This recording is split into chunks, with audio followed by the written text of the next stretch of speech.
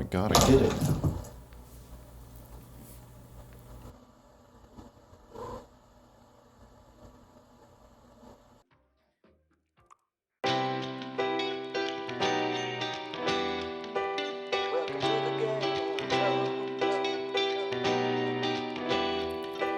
Welcome to the Game of Jones. Welcome to the Game of Jones. Welcome to the Game of Jones. Back in June of 2020, we finally got a look at the fabled PlayStation 5.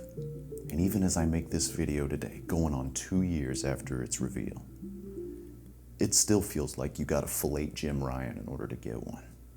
Restock alerts, Walmart Plus memberships, some people even gave in to scalpers. And looking at the lineup of games, I can see why people were so thirsty. Talking about Sony's premier Vroom Vroom simulator. Talking about that Black Spider-Man, or as the youngsters call him, Spider-Man. Talking about that furry fodder, aka Ratchet and Clank, ripped apart. Talking about that Final Fantasy, straight out of Brooklyn, aka Forspoke did. Pre-order now for the bad bitch fingernail set. You got hit after hit here, but then there was a black sheep in the bunch. A game that maybe a lot of people shrugged off when they first saw it, but the premise alone was enough to make a ton of people, mostly women I'd imagine, damp in anticipation to play it. I remember seeing the first trailer for Stray and thinking to myself, yeah, I think I'm gonna try that game. Still, it caught me off guard with how unassuming it was in the context of everything else. Naturally, in an event like this, you want to communicate that your indie scene is still very much alive. And I just want to point out, there was a time when indie games just didn't look like this. Gee dang, that's a pretty game. I looked at indies as something that had opened up at this point, where it's not just confined to simplistic graphical styles like pixel art, cell shading. Not that there's anything wrong with that. But can we at least concede that this is getting a little bit old? Pixel art is used almost as nostalgia bait, where it's like, oh, you remember that? Remember when all we could afford was that?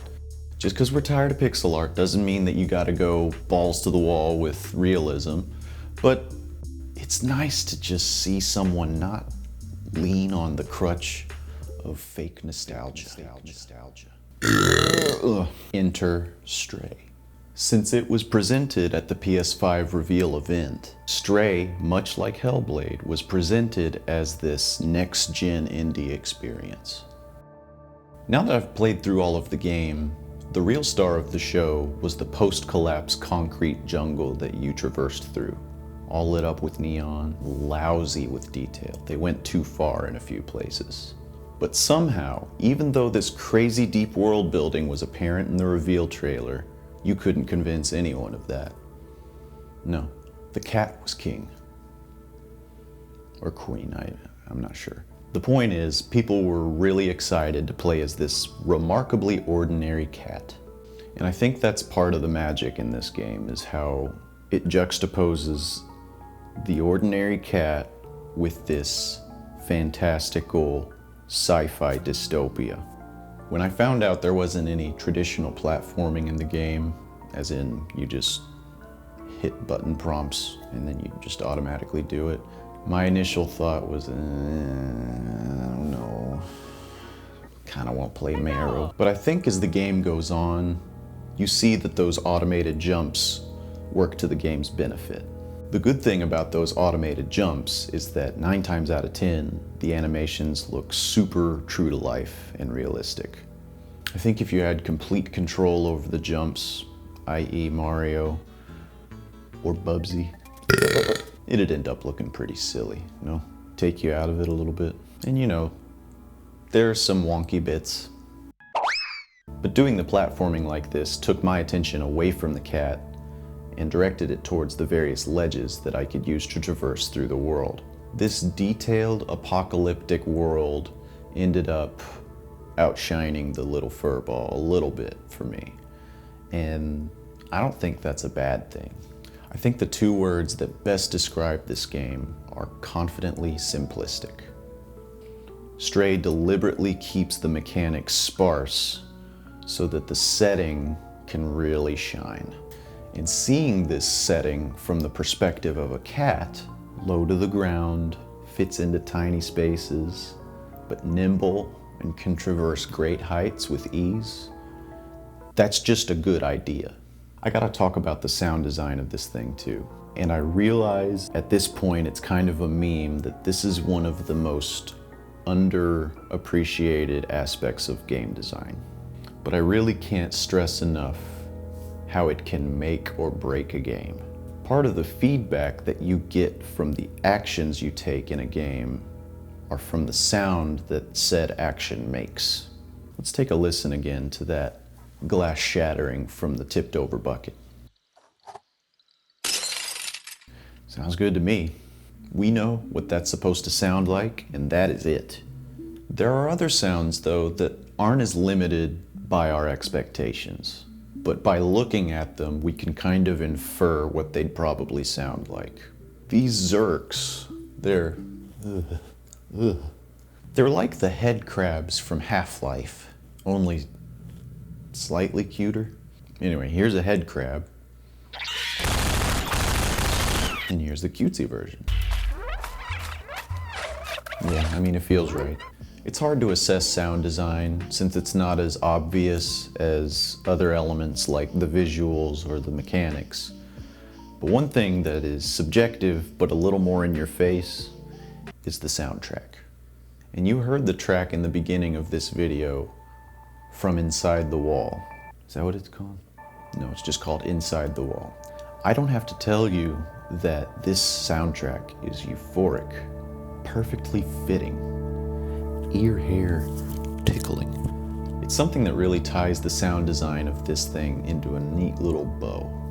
There's a synergy between the aesthetics of the game and the music that plays as you go through the world. While this game is definitely an experience worth having, I have to say it feels like it rushes towards the end. Still, it hits decently hard by the time you're wrapping things up, and I'm not going to talk about the story too much here. It's a 4.5-hour-long game. If you've made it this far into the video, one, why don't you hit that sexy subscribe button, hit that like, ring that bell, and two, just play the game, dude. You can finish it in a sitting if you wanted to. One thing that's a little nitpick is it's not really super clear how the droid communicates with the cat.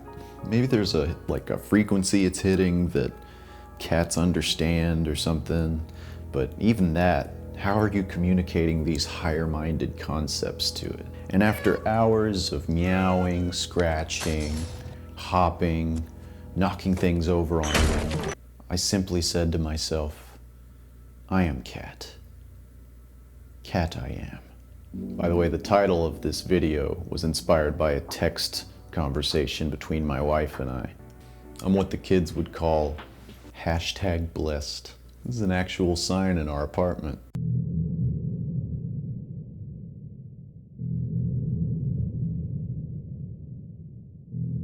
But to me, the most disappointing part of this game is how much intrigue it lathers on from the midway point onward, and it doesn't really deliver on it in the end. And in my opinion, it doesn't expand on it nearly enough when it's over. We talked about the little cute head crabs earlier, and all I'll say is that as it goes on, it really leans into this almost Lovecraftian theming that these little guys evoke.